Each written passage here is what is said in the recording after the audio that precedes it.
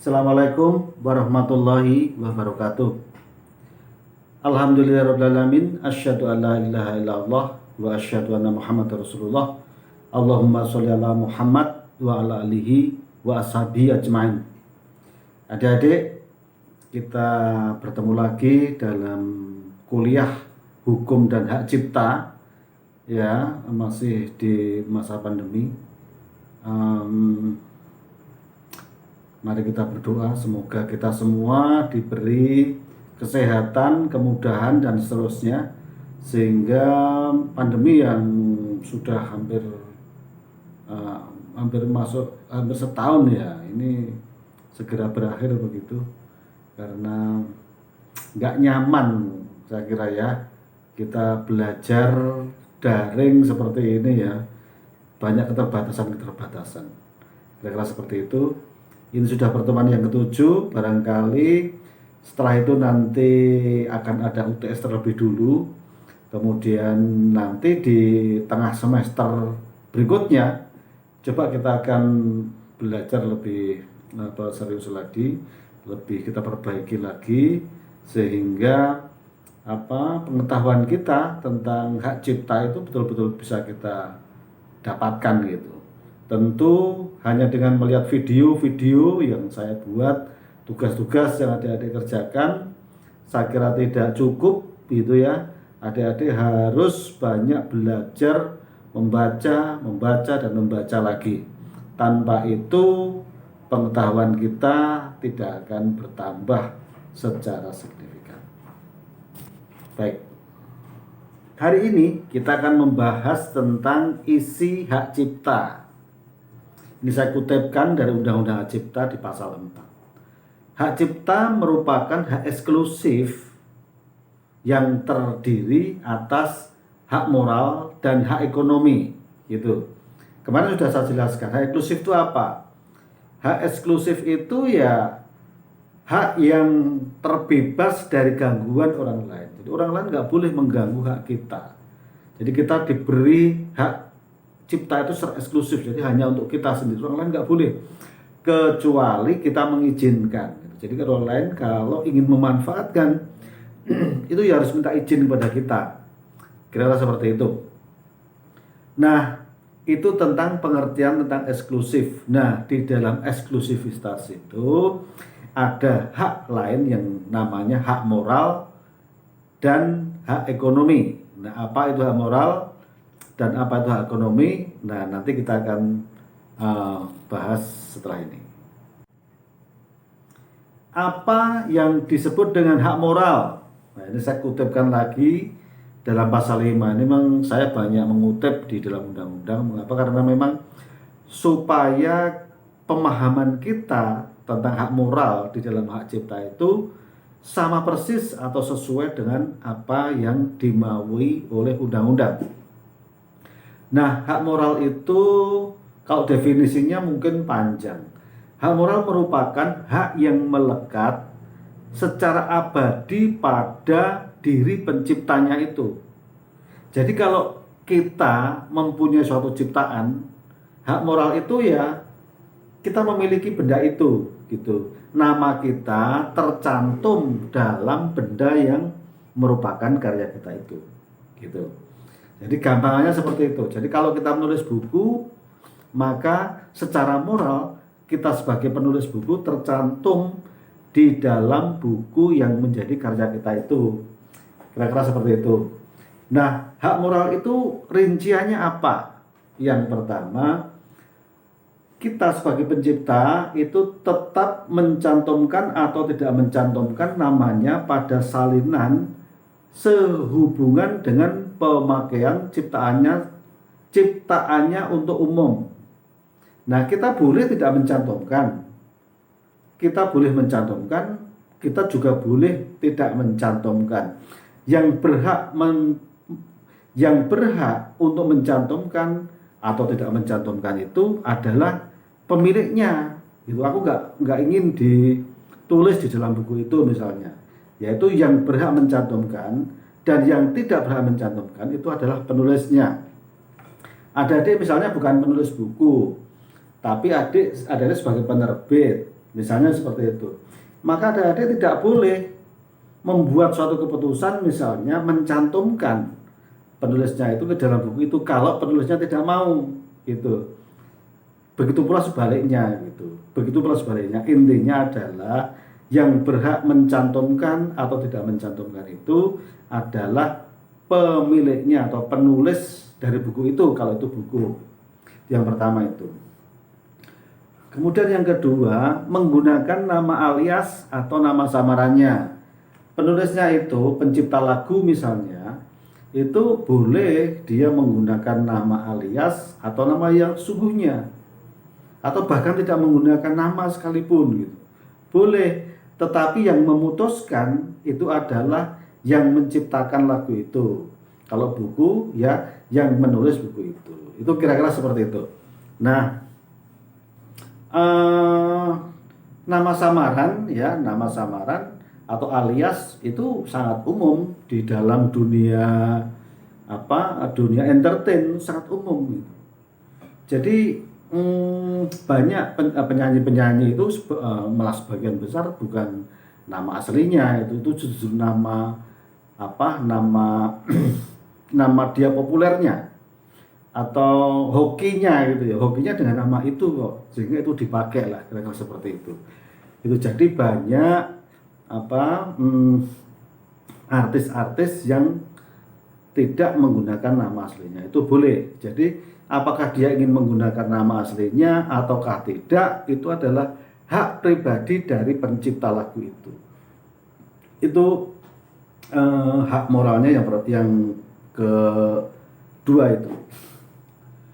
Kemudian yang ketiga, hak moral itu mengubah ciptanya sendiri sesuai dengan kepatutan dalam masyarakat gitu. Boleh, penciptaan itu boleh dirubah lagi, boleh direvisi ya, istilahnya seperti itu.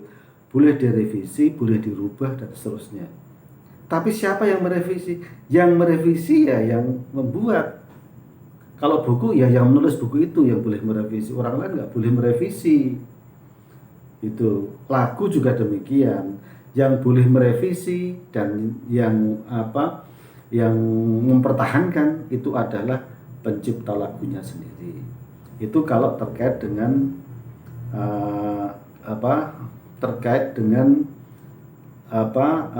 kepatutan dalam masyarakat. Jadi misalnya membuat suatu lagunya itu kurang sopan misalnya gitu, agak sedikit dewasa lah kira-kira seperti itu. Nah, itu yang boleh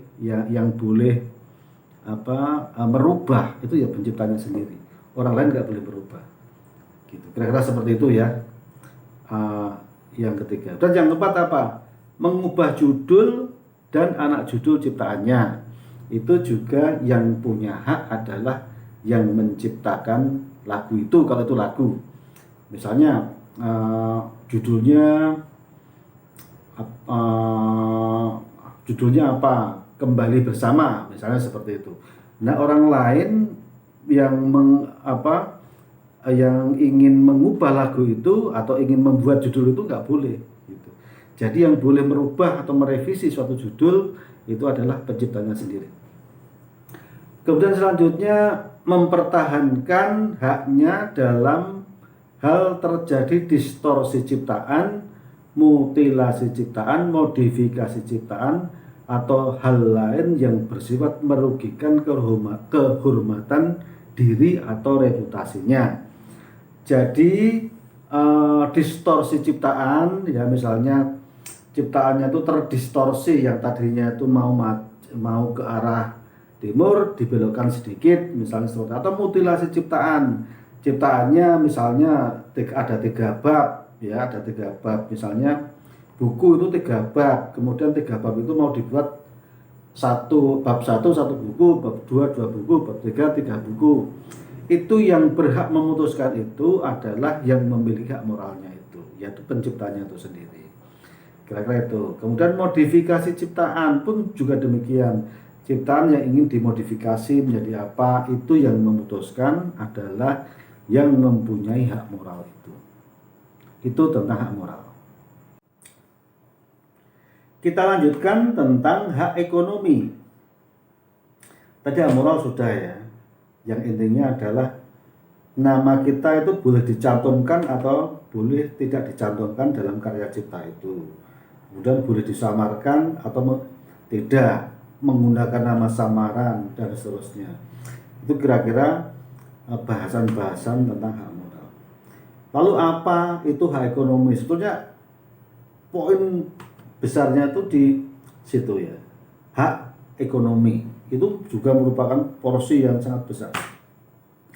Hak ekonomi merupakan hak eksklusif pencipta atau pemegang hak cipta untuk mendapatkan manfaat ekonomi atas ciptaannya itu pasal 8. Jadi sangat penting karena orang berkreasi itu, orang ingin menciptakan sesuatu itu tentu dia mempunyai keinginan kalau ciptaannya itu bisa mendatangkan nilai-nilai ekonomi bagi penciptanya.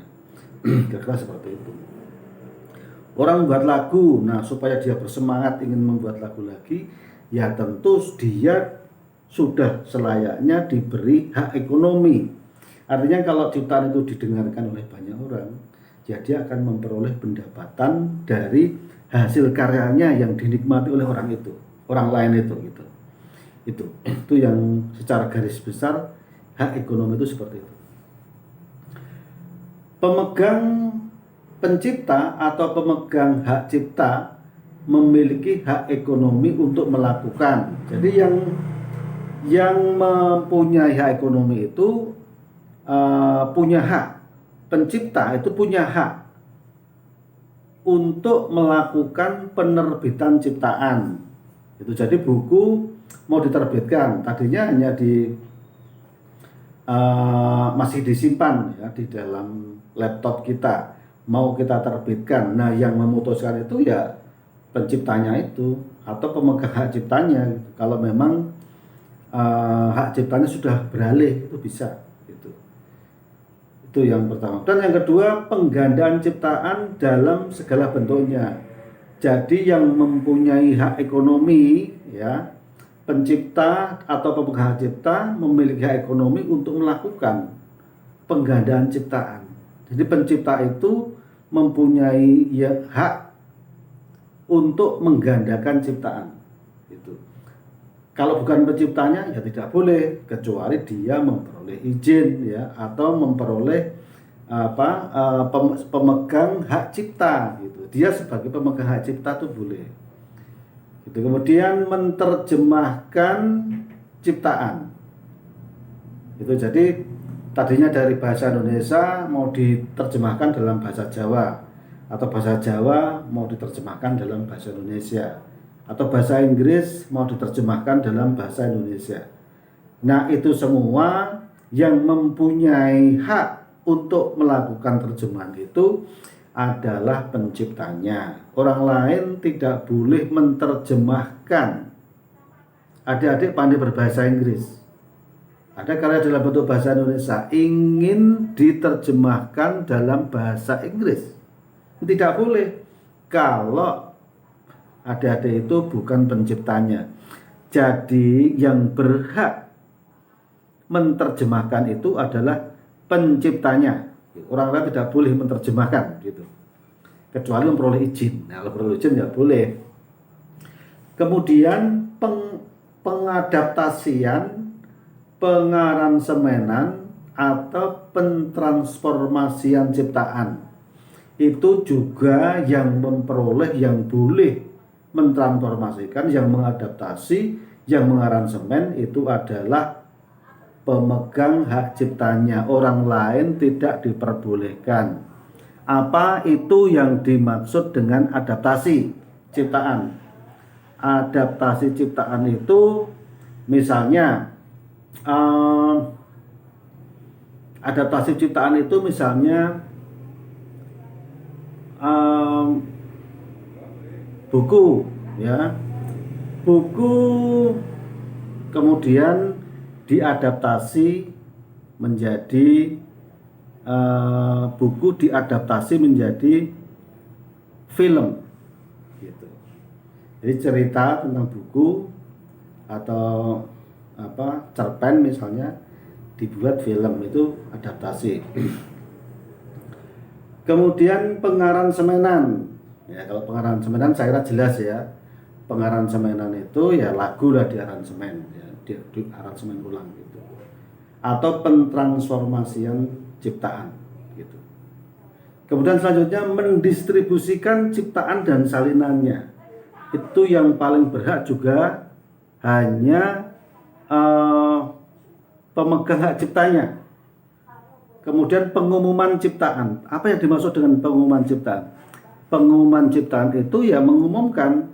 Jadi misalnya mempublikasikan ke dalam internet. Itu mengumumkan. Kemudian komunikasi ciptaan. Kalau komunikasi ciptaan itu terkait dengan dunia penyiaran. Jadi misalnya ada dia punya karya itu drama atau pertunjukan seni, wayang misalnya.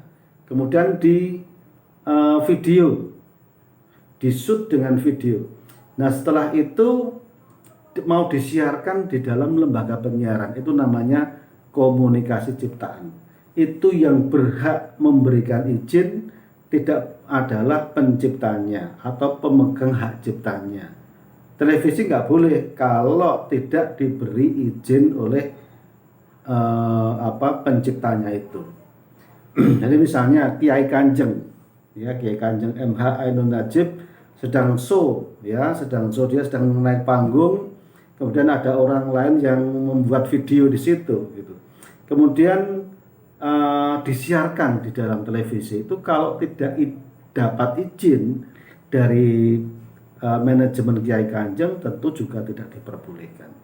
Jadi kira-kira itu hak ekonomi yang ada di dalam hak cipta. Baik, saya lanjutkan tentang hak ekonomi atas potret. Potret ya ini ya, pengertiannya adalah potret. Potret itu foto yang di dalamnya itu ada gambar orangnya, baik satu orang ataupun dua orang.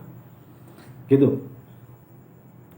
Setiap orang dilarang melakukan penggunaan secara komersial dan atau komunikasi atas potret yang dibuatnya guna kepentingan reklame atau periklanan secara komersial tanpa persetujuan tertulis dari orang yang ada di dalam potret itu atau ahli warisnya. Ini harus hati-hati. Jangan sampai kita merasa karena gambar itu yang mengambil kita, ya. Jadi misalnya ada public figure, ya, artis atau baik lokal ataupun nasional, gitu. Public figure itu ada public figure, ada rektor kalian, misalnya rektor kita ya, bukan kalian ya. Rektor kita misalnya atau dekan kita gitu, atau dosen kita, ya, dosen adik-adik misalnya. Dan dia tiba-tiba difoto gitu. Setelah difoto, fotonya itu kalian gunakan untuk kepentingan komersil. Ya tidak boleh. Gitu.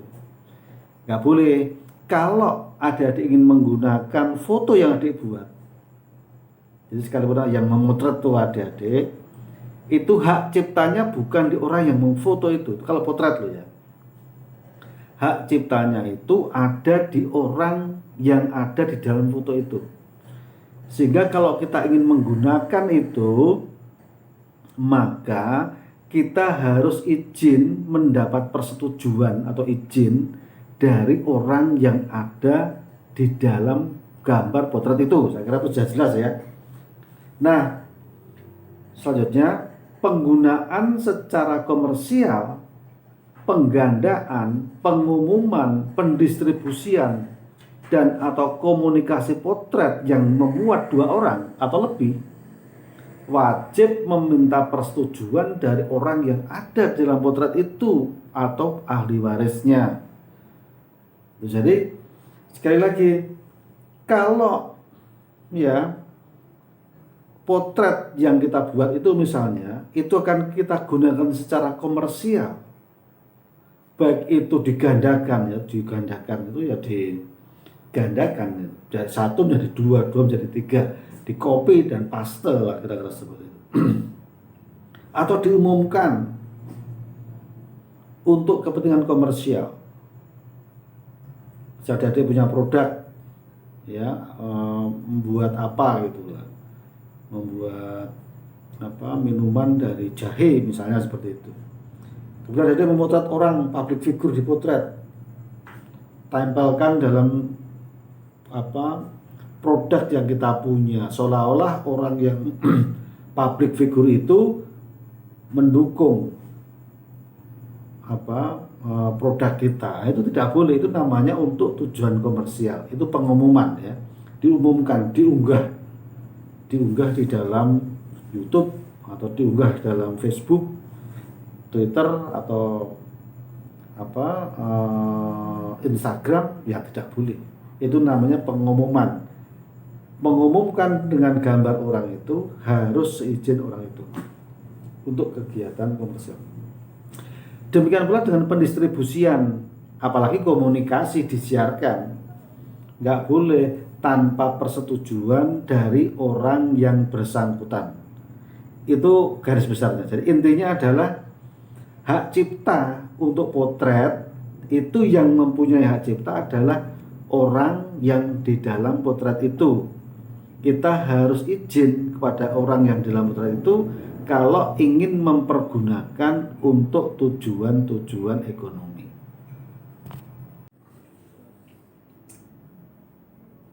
Apakah hak cipta itu boleh dialihkan? Tadi sudah saya sampaikan bahwa hak cipta itu adalah hak eksklusif, hanya kita yang boleh memiliki, hanya kita yang boleh menggunakan, hanya kita yang boleh mendistribusikan, hanya kita yang boleh menggandakan, dan seterusnya. Tetapi apakah sesungguhnya bisa dialihkan? Jawabnya apa? Bisa. Hak cipta merupakan benda bergerak tidak berwujud, karena dia itu benda. Hak cipta itu benda tidak berwujud, gitu. Tapi dia bisa bergerak, gitu. Berpindah, dia bisa berpindah. Nah, atas jenis apa hak cipta itu bisa beralih, gitu. Hak cipta dapat beralih atau dialihkan baik seluruh ataupun sebagian, karena yang pertama itu pewarisan. Pewarisan itu maksudnya apa? Pewarisan itu maksudnya kalau pencipta lagu itu meninggal dunia, maka hak ciptanya itu terwariskan kepada anaknya, keluarganya, gitu. Hak ekonominya, ya. Kalau hak moralnya melekat pada pencipta, pada ciptaannya itu. Tapi hak ekonominya itu terwariskan pada keluarganya. Contoh, Didi Kempot membuat satu lagu, gitu. Misalnya namanya lagunya Sewu Kutho atau Solo Balapan, misalnya seperti itu. Nah, ketika Didi Kempot meninggal dunia, hak moralnya tetap dalam lagu itu, yang menciptakan siapa? Tetap selamanya dia, namanya Didi Kempot, gitu. Nah, tetapi hak ekonominya itu mengalir, gitu, kepada ahli warisnya, gitu. Jadi bisa diwariskan kepada ahli warisnya. Yang pertama itu. Kemudian yang kedua, bisa juga dihibahkan. Itu apa itu bedanya dengan hibah dengan waris? Kalau waris kan ketika dia meninggal terwariskan kepada ahli warisnya. Tapi kalau hibah itu dia masih hidup, dia berikan hak ciptanya itu kepada orang lain. Misalnya ke panti asuhan atau lembaga-lembaga kemasyarakatan, amal kemasyarakatan, gitu. Berharap misalnya sebagai satu amal jariah, misalnya seperti itu. Jadi bisa saja misalnya saya menciptakan satu buku. Buku ini nanti kalau memang kemudian memperoleh untung yang besar, banyak orang beli, maka keuntungannya itu saya hibahkan kepada panti asuhan. Saya hibahkan kepada masjid tertentu. Saya hibahkan kepada kelompok pengajian tertentu. Itu yang dimaksud hibah. Jadi hibah itu adalah pemberian seorang ketika seseorang itu masih hidup. Kalau sudah meninggal namanya waris. Itu. Kemudian bisa juga diwakafkan. Jadi diwakafkan pada lembaga sosial. Gitu ya, diwakafkan. Atau bisa juga diwasiatkan. Gitu. Kalau wasiat itu orangnya masih hidup, tetapi dia berwasiat, dia menulis dalam suatu bukti tertulis gitu, diwasiatkan.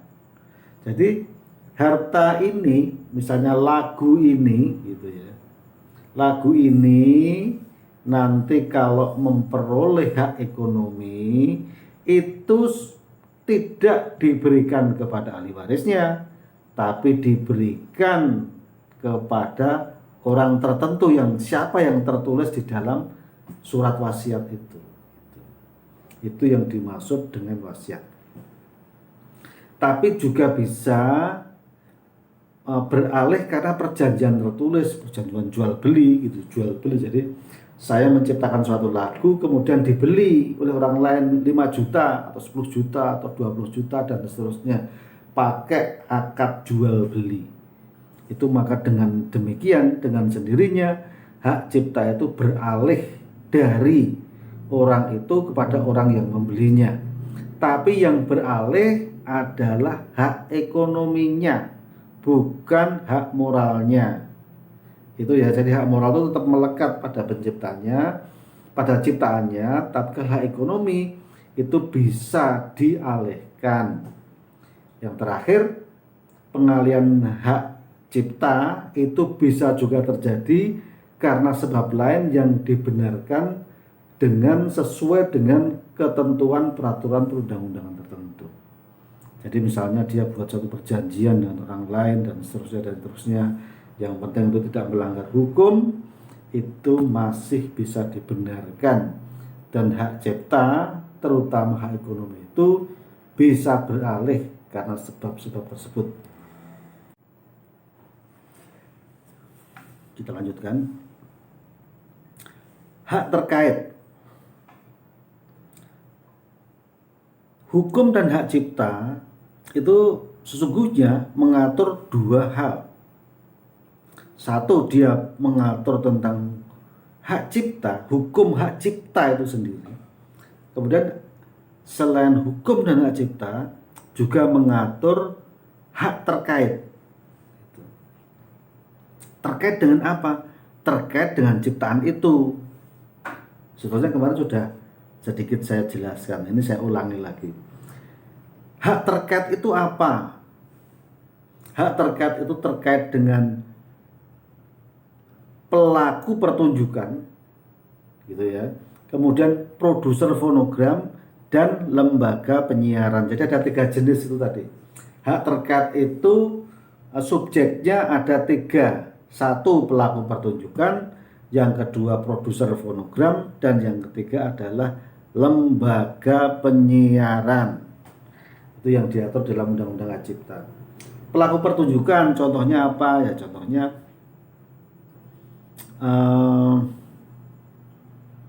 film ya, film yang kemarin saya contohkan apa? Film Tile. Di situ ada pelaku pertunjukannya, saya nggak hafal namanya. Terkenalnya Butejo, Yuning, namanya siapa itu saya nggak tahu. Nah itu pelaku pertunjukan, dia punya hak cipta sebagai hak terkait, hak cipta. Dia punya hak ekonomi dan juga punya hak moral. Itu yang disebut dengan pelaku pertunjukan. Jadi dalam drama ada aktor-aktornya. Nah aktor-aktor itu dia mempunyai hak ekonomi. Selain hak ekonomi, dia juga mempunyai hak moral. Itu. Kemudian yang kedua, produser fonogram. Itu produser fonogram itu ya yang membuat film itu. Kalau film Tile itu misalnya dibuat oleh Dinas Kebudayaan DIY. Gitu. Ya itu yang berhak memperoleh hak ekonomi, ya misalnya film Tile itu kan menghasilkan banyak sekali duit ya, karena diputar oleh YouTube itu sampai jutaan kali, jutaan orang yang menonton itu karena viral ya, maka dia akan memperoleh banyak sekali pendapatan dari situ. Nah, pendapatan dari situ itu salah satunya akan dimiliki oleh produser fonogram itu, gitu. Itu kemudian lembaga penyiaran. Nah, lembaga penyiaran itu kalau disiarkan televisi itu, jadi televisi misalnya buat suatu program, misalnya program ada panggung gembira ya, misalnya ada, atau di dalam studio dia membuat satu rekaman, kemudian rekaman itu disiarkan di televisi oleh lembaga penyiaran itu gitu, maka dia mempunyai hak yang disebut hak terkait gitu. Orang lain nggak boleh memutar ulang, merekam di rumahnya, direkam kemudian disiarkan lagi, apalagi dikomersialkan, nggak boleh gitu. Yang boleh ya yang pemegang hak terkaitnya, yang menyiarkan di dalam televisi pertama kali itu siapa? Lembaga penyiaran itu ya. Jadi hak terkait itu ada 3. Yang pertama adalah pelaku pertunjukan, produser fonogram, dan lembaga penyiaran. Ekspresi budaya tradisional dan hak cipta atas ciptaan yang penciptanya tidak diketahui. Ya, kalau budaya tradisional ya siapa yang menciptakan? Kan sejak lama sudah ada itu, ya kan. Hak cipta atas ekspresi budaya tradisional dipegang oleh negara. Yang pegang negara. Kalau sudah ya peninggalan zaman dulu ya, menjadi suatu budaya tradisional, itu dipegang oleh negara. Misalnya jadilan kalau di Jogja, atau anggo misalnya di Kulon Progo sana, atau banyaklah reok Ponorogo, misalnya seperti itu ekspresi budaya tradisional yang hak ciptanya itu dipegang oleh negara. Kemudian yang kedua, negara wajib menginventarisasi, ini diberi kewajiban negara undang-undang itu. Untuk apa ya? Dipelihara biar nggak diambil oleh negara lain gitu. Negara wajib menginventarisasi, menjaga dan memelihara ekspresi budaya tradisional. Penggunaan ekspresi budaya tradisional harus memperhatikan nilai-nilai yang hidup dalam masyarakat pengembannya. Itu. Jadi harus dipelihara, diinventarisasi, tetapi juga harus dilihat sejauh mana budaya-budaya tradisional itu masih berlaku dan berkembang di tingkat masyarakat. Itu. Ini masih terkait dengan ekspresi budaya tradisional tadi. Dalam hal ciptaan tidak diketahui penciptanya dan ciptaan tersebut belum dilakukan pengumuman, hak cipta atas ciptaan tersebut dipegang oleh negara untuk kepentingan pencipta. Kadang-kadang orang membuat satu naskah lagu atau naskah suatu tulisan tertentu, buku, cerpen, atau komik dan seterusnya gitu. Dan setelah jadi disimpan di dalam meja atau di dalam laptop atau apa, kalau sekarang ya tentu di dalam laptop ya. Nah, kemudian orang tidak tahu ini siapa menciptanya karena sudah beredar, tidak tahu siapa yang menulisnya gitu. Yang demikian itu, maka negara mengambil alih, dalam pengertian negara yang mengelola sebagai penciptanya. Artinya hak cipta itu dipegang oleh negara dalam kasus seperti itu. Itu yang pertama.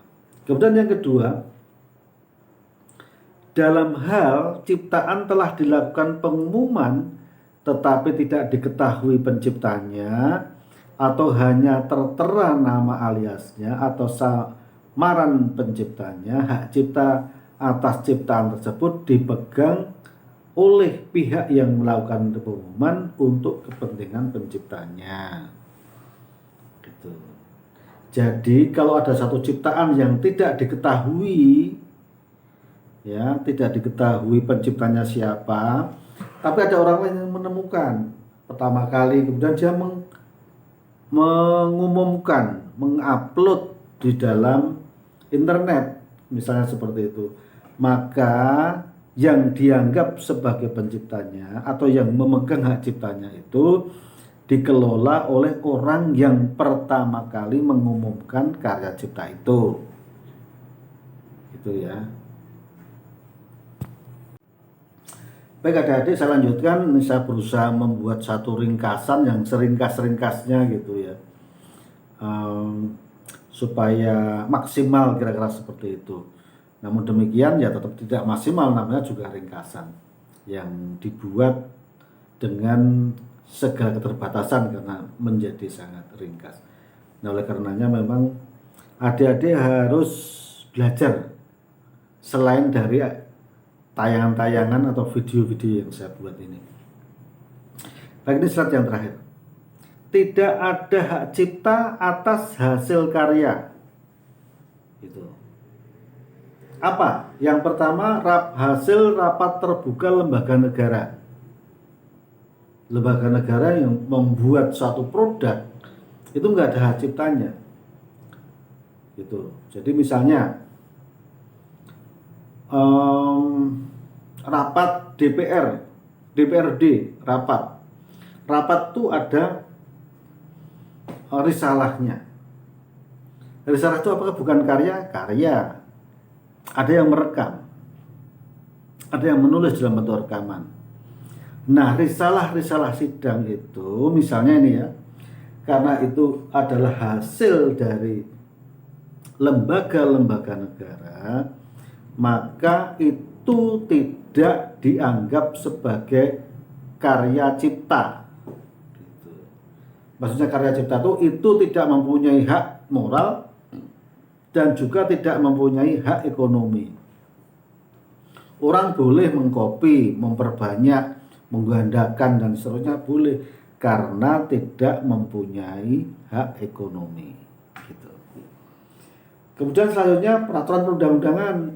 Nggak boleh peraturan perundang-undangan kok mau minta bayar, itu nggak boleh.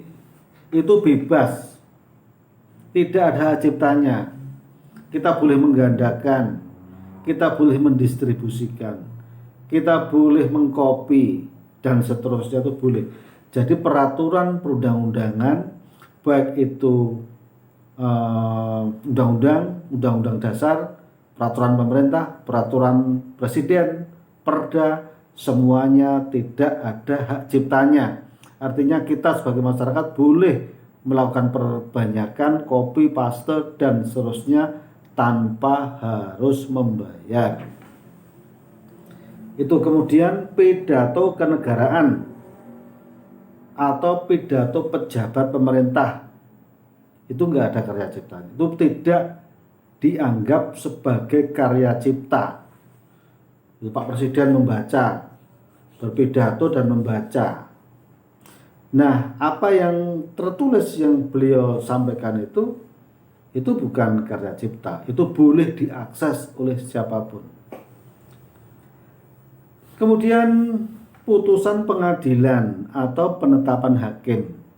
Di dalam pengadilan yang MK misalnya, Mahkamah Konstitusi mengadili tentang gugatan hukum atas revisi Undang-Undang KPK, misalnya seperti itu. Nah, nanti putusannya itu yang mungkin lembarannya sangat banyak itu ya, bisa 100 halaman, bisa 200 halaman, bisa 300 halaman, bisa 400 halaman seperti itu, maka seluruhnya putusan Mahkamah Konstitusi itu bukan merupakan karya cipta. Artinya boleh kita gandakan, boleh kita distribusikan, boleh kita copy dan seterusnya, itu boleh tanpa harus membayar, karena itu tidak disebut sebagai satu karya cipta. Itu tentang putusan pengadilan. Semua ya, semua putusan pengadilan ya, baik itu MK, Mahkamah Agung, PT UN, pengadilan negeri, pengadilan agama, semuanya jenis peradilan putusannya bukan barang atau bukan termasuk dalam hak cipta. Gitu. Kemudian yang terakhir, kitab suci dan simbol-simbol keagamaan itu juga boleh. Itu kitab suci ya, Al-Quran misalnya ya, boleh digandakan, boleh di copy, boleh dipaste, boleh dijual, boleh kan, tanpa harus minta izin misalnya kepada siapa, Kementerian Agama atau siapa, enggak harus, boleh boleh digandakan untuk kepentingan bersama. Baik adik-adik, saya kira ini yang dapat saya sampaikan. Mungkin masih banyak kekurangan, kita belajar lagi untuk tengah semester ke depan. Pesan saya yang terakhir, mari kita jaga kesehatan kita masing-masing dan berdoa kepada Allah Subhanahu wa taala supaya kita semua diberi kesehatan dan kemudahan dalam menjalani menjalani kuliah ini, menjalani perjalanan perjalanan hidup kita ini yang sekarang sedang dilanda suatu pandemi yang sampai hari ini juga belum bisa diselesaikan oleh negara kita, atau mungkin di bangsa-bangsa lain juga demikian. Baik, ini saja yang dapat saya sampaikan. Mohon maaf. Assalamualaikum warahmatullahi wabarakatuh.